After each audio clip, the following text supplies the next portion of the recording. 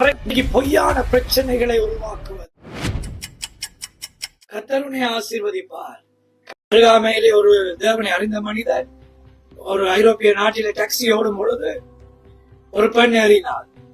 அவள் விச் என்று அவருக்கு தெரியும். மாடர்னைஸ்டா முன்பு போல அந்த கருப்பு தொப்பை போட்டு ஒரு தும்பு கட்டியோட வருவதல்ல which. They are among you. Satanic people among you. இவர் காம லீலையை அந்த பெண்ணோடு செய்ய ஆரம்பித்தார்.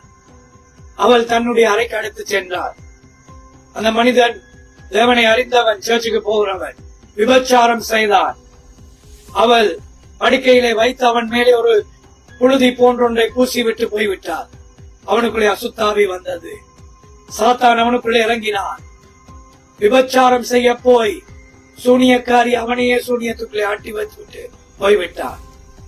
ஒரு மாதம் சென்றது அவனுக்குள்ள இந்த சூனியத்தை துரத்துவதற்கு. தேவனால் ஒரு நிமிஷம் முடியும். ஆனால் அந்த குடும்பம் மனம் திரும்ப வேண்டும், அந்த மனிதன் மனம் திரும்ப வேண்டும் என்பதற்காய் சில காலம் தேவன் பொறுத்தான். விடுதலையாயிருக்கிறார். ஜாக்கிரதையாயிருங்கள். தேவன் சீக்கிரம் வரப்போகிறார்.